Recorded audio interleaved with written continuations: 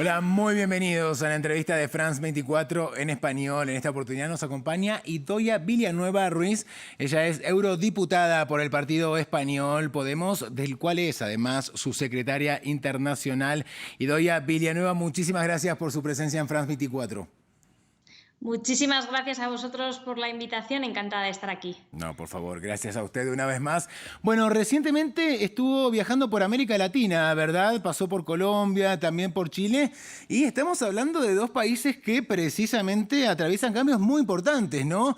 Dos países tras toda una historia de gobiernos conservadores y de derecha, finalmente por primera vez eligieron gobiernos progresistas, ¿verdad? Como europarlamentaria de Podemos y en particular como secretaria internacional del partido. ¿Cómo ve usted estos cambios? ¿Qué imagen se llevó de este recorrido que hizo por la región de América Latina?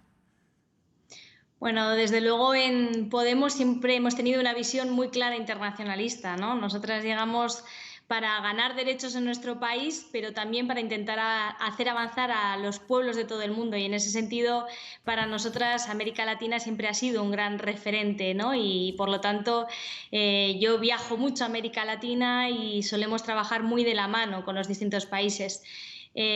Como bien decías, hay un cambio, ¿no? Ahora en Colombia, en Chile, pero también en la región, con nuevos gobiernos que se enfrentan a retos múltiples a nivel internacional.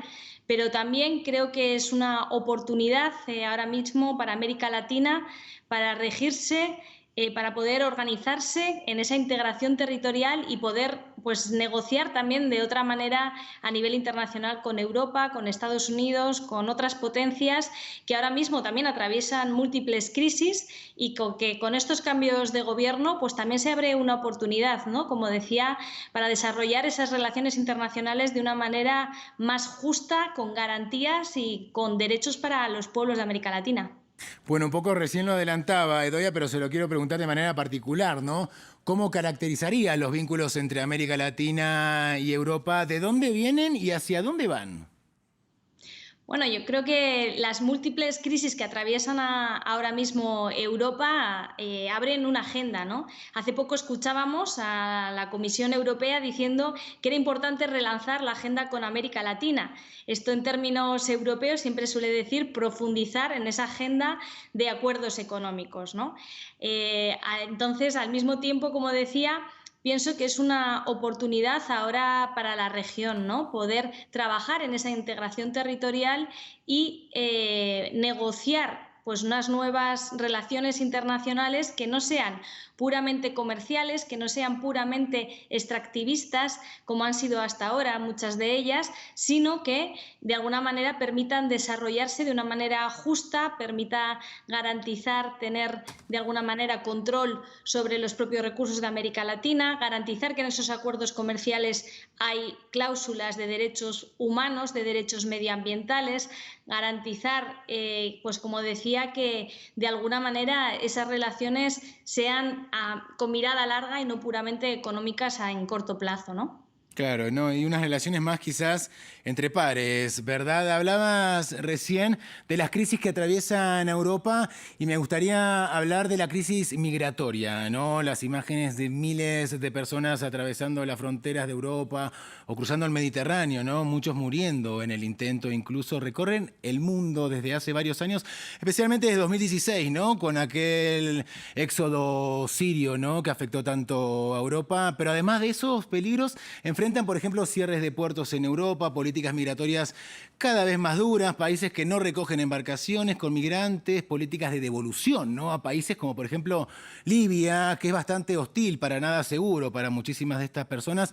Recordemos, perdón, me estoy extendiendo un poco, pero recordemos el episodio de Melilla, ¿no? Con más de 20 migrantes que intentaron cruzar, ¿no? La valla desde Marruecos a España, murieron aplastados. ¿Hacia dónde debe apuntar la política migratoria de la Unión Europea? ¿Es posible que los 27 países adopten un criterio común? Bueno, creo que no hay otro camino posible, ¿no?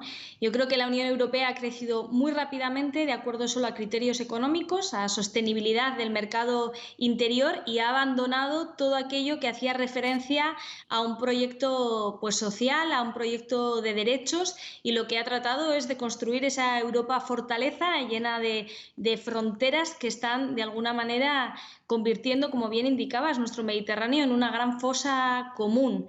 Creo que no hay vallas, ni paredes, ni fronteras que vayan a poder parar unas políticas internacionales injustas y que están expoliando a los pueblos.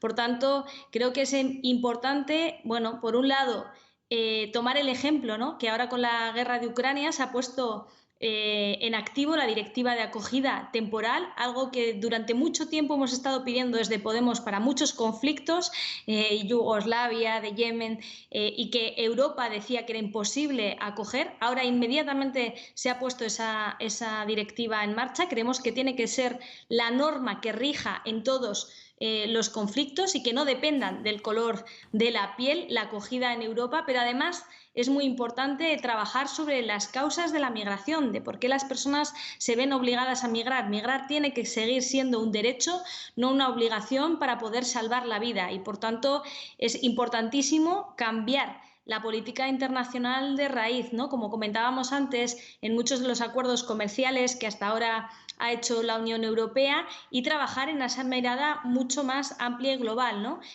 La semana pasada se aprobaba en Europa la nueva política de vecindad sur, ¿no? Y en esa mirada seguía siendo una mirada totalmente economicista y nosotras reclamábamos y hemos conseguido meter en ese informe la necesidad de que haya unas políticas con derechos basadas en los derechos humanos, pero que también dejen de ignorar cuando se viola el derecho internacional, como lo vemos a diario en los países del sur, ¿no? Soportando a gobiernos autoritarios en vez de a los movimientos democráticos de las personas o ignorando cuando Israel tiene sistemáticamente un apartheid contra Palestina o cuando Marruecos ignora las necesidades de autodeterminación del pueblo saharaui o cuando Erdogan con Turquía acosa al pueblo kurdo, ¿no? Europa no puede estar de espaldas a las violaciones de derecho internacional y debe ir a las causas de por qué hay tanta gente dejándose la vida intentando buscar un futuro, ¿no? Es muy importante, por un lado, como decía, que esa Europa acoja, que esa directiva de acogida esté en todos los conflictos y allá donde las personas bueno, pues están vulnerables y ponen en riesgo su vida, pero además ir a las causas de esa migración forzosa en las que muchas personas pues, se ven obligadas para salvar la vida. Idoia mencionaba recién la guerra en Ucrania, por supuesto, ¿no? Porque estábamos hablando de la crisis migratoria, muchísimos refugiados llegan a Europa. Se viene el invierno europeo y asistimos, bueno, a una crisis energética, producto, como decimos, del conflicto bélico.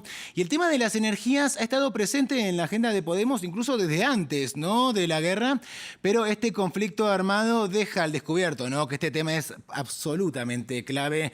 Europa propone gravar los beneficios extraordinarios de las compañías energéticas, también limitar el precio del gas. ¿Cómo creen que debe abordarse este escenario? Bueno, yo creo que hay que atajar ahora mismo las medidas urgentes a lo táctico sin dejar de hacer una reflexión más amplia de cómo hemos llegado hasta aquí y qué hay que cambiar en una mirada a medio plazo, ¿no? Esta guerra nos está dejando miles de muertos, millones de desplazados y el alza de precios de energía y de los alimentos en todo el mundo. Y aquí queremos dejar, lo primero que me gustaría es dejar muy claro que la mejor medida ante crisis es conseguir la paz, ¿no? Y desde luego una crítica muy directa, ¿no? Al papel de la Unión Europea en este sentido, porque creemos que no se están haciendo todos los esfuerzos que se podrían hacer diplomáticos y de construcción de paz y que el jefe de la diplomacia europea le hemos escuchado decir esta guerra se ganará en el campo de batalla. De momento quien está ganando en esta guerra son las grandes energéticas, las empresas armamentísticas, el dólar frente al euro. Europa ha pasado de depender del gas de Rusia a depender del gas de Estados Unidos con técnicas de fracking que van en contra de nuestros propios acuerdos contra el cambio climático y, por tanto, vuelvo a repetir, la mejor medida hoy sería la construcción de la paz, el alto el fuego y la construcción de una paz. Ahora bien, han puesto el espejo, como bien decías, sobre esa transición energética que no se ha llevado a cabo, en la que vamos tarde y sobre todo, ¿no? Llevamos años desde Podemos diciendo esa necesidad de topar los precios en las energéticas. Es un escándalo y es vergonzoso que estén hoy beneficiándose el gran oligopolio energético con situaciones como la guerra, mientras vamos a tener millones de familias que no son capaces de pagar las facturas. Llevamos años diciendo esa necesidad de topar los precios, de poner impuestos a la banca y en este caso a las energéticas también. Y bueno, hemos oído a lo largo de estos años acusarnos de todo, ¿no? Y hoy vemos cómo la Comisión Europea precisamente señala a todos los países europeos sobre la necesidad de topar esos precios, de poner estos impuestos para poder afrontar el invierno. Nosotras pensamos que llegamos tarde. También nos ha costado mucho convencer al socio de gobierno en España, al Partido Socialista, de ello, de algo que es hoy un consenso, ¿no? Pensamos que llegamos tarde, que es bueno que exista ese consenso, pero que desde luego frente a las medidas improvisadas ahora mismo de la Unión Europea es necesario tener una agenda con estrategia que nos permita ahondar en esa transición energética con energías renovables y poder trabajar en esa autonomía pegada a los territorios, ¿no?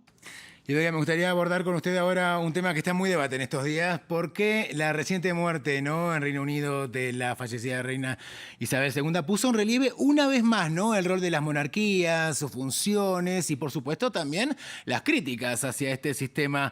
¿Cuál es su postura y la de Podemos respecto de seguir teniendo una monarquía? ¿Aspiran a que España sea una república?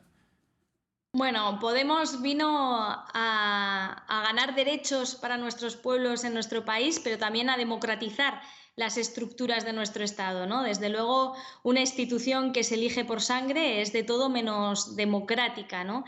En ese sentido, nosotras pensamos que durante muchos años esta estructura ha servido precisamente para guardar la impunidad, ¿no? Tenemos un rey huido de nuestro país que antes de enfrentarse a la justicia ha tenido que huir a otro país y que hoy está protegido por leyes de inviolabilidad, ¿no? Nosotros pensamos que todo el mundo debe de ser igual ante la justicia y que en ese sentido nuestro país está preparado democráticamente para avanzar a que el jefe del Estado sea elegido de una manera democrática y no por vínculos de sangre, ¿no? Sí.